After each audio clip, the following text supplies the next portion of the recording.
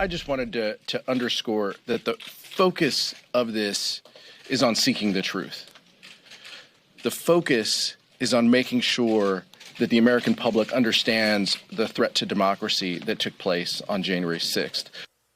That was Democratic Congressman Pete Aguilar of California earlier today after being one of the 8 members of the House named by Speaker Nancy Pelosi to serve on the Select Committee to investigate January 6th. The big news from Pelosi's choices was, of course, the addition of Wyoming Republican Congresswoman Liz Cheney, who went against her own party and was one of only 2 Republicans to even vote to investigate the riot.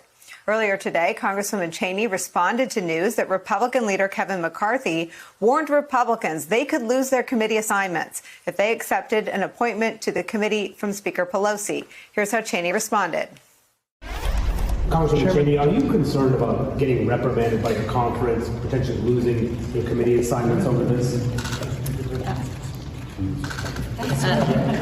Listen, I think it's clear to all the people on this committee that our oath to the Constitution, our duty, our dedication to the rule of law, and the peaceful transfer of power has to come above any concern about partisanship or about politics.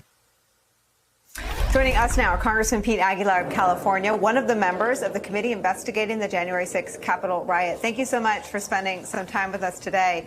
I think that Liz Cheney speaks for a lot of Americans. People are eager to have an investigation commence, and I wonder if you could tell us what happens next. Will you meet over the weekend? Do you expect to issue subpoenas sooner rather than later? Tell us what happens next. Sure. Well, we begin the organizational process, now. We met as a group in the Speaker's office. You played a clip just outside the Speaker's office when we were done meeting.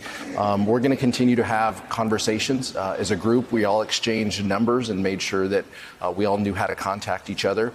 The first step is to start to iron out the staff issues and making sure that we're fully staffed associated with the work that the commission wants to undertake. And so we will begin that process, and Chairman Thompson will be leading those efforts. We await Republicans being appointed to the commission, and we will work expeditiously to set a calendar and to be guided by the facts and to seek the truth. So that becomes our focus on the events that led up to January 6th, as well as the response and what happened on January 6th.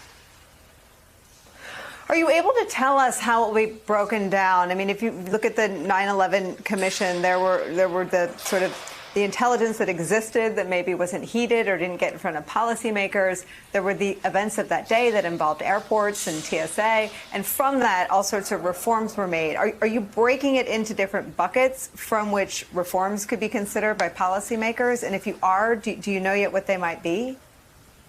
Well, we aren't there yet, but I will tell you that the committees of jurisdiction are also going to carry forward and to continue to do oversight. But our focus is to complete a report at the end of this, which will get to what you're asking. But we don't want to presuppose what that will look like until we start gathering those facts and getting that information, pulling together those pieces. But we're going to follow the information that we have, and our goal is to produce a product that we can share with our colleagues and with the American public on exactly what transpired, what led into it. But we're going to be guided by the facts here, and we want to follow that wherever they may take us. Some of the facts that Congresswoman Cheney is interested in following involve Kevin McCarthy and the conversations he had with the disgraced ex-president. How interested are you in having Kevin McCarthy testify? And if he won't testify, are you willing to subpoena him?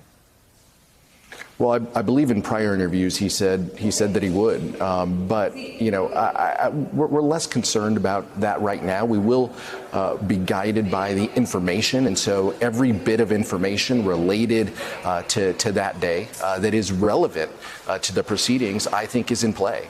And so, we want to be focused on that, but I don't want to get ahead of Chairman Thompson and where the committee might take this, because we're not completely constituted yet. But if there is relevant information that we can glean from conversations that were had, we should be willing to take those in and to follow them. I'm not going to play it, but I just want to tell our viewers what Kevin McCarthy said. I'm sure you already know when he learned that Liz Cheney agreed to serve on a committee to investigate the insurrection. He first denied that he was threatening anybody with committee assignments and said, I was shocked that she would accept something from Speaker Pelosi. It would seem to me, since I didn't hear from her, that maybe she's closer to them than she is to us. I don't know. I know Liz Cheney, she's very tough. He clearly Go ahead. He clearly doesn't know, Nicole, and I think that's the unfortunate part here. Is Kevin McCarthy and House Republicans had an opportunity, and I want to lift up the work that Chairman Benny Thompson did with his ranking member John Katko, a Republican, to come up with the draft and the document and the bipartisan work that they put together, only to have Kevin McCarthy walk away from it and leave John Katko out there. Now, thankfully, but that was an evenly split commission, and that's what we wanted. We wanted to remove the specter of politics out of this. This is about patriotism, not politics, and we're going to be guided by the oath that we took to the Constitution. But between Kevin McCarthy walking away from his own ranking member who negotiated the deal, the bipartisan deal, to Mitch McConnell on the other side of the Capitol, asking Senate Republicans to do him a personal favor by voting the legislation down, that's why we're in the position that we're in. So if we want to get to the truth, this is the only way, for the time being, that we can go. And so that's what we plan to do, and that's what the bipartisan group that has been appointed by the Speaker will do. Congressman, would you consider having some of the hearings in prime time so that you can go straight to the American people and maybe get around some of the disinformation in right-wing media? I think that's a fair point, that getting around the disinformation is going to be a huge task, and so. But I do think that the composition of the commission can play a role in that. Chairman Benny Thompson will lead us in a very thoughtful way. Anyone who's worked with him knows that he's incredibly measured as he goes about carrying on the work. And by the way, he's been talking about domestic violent extremism for decades. So I think his leadership is going to play a key part in this. But I would not rule out having those hearings, more public, and where more individuals and members of the public can see them, so they can see our work product and judge for themselves that this isn't about politics and this is about seeking the truth.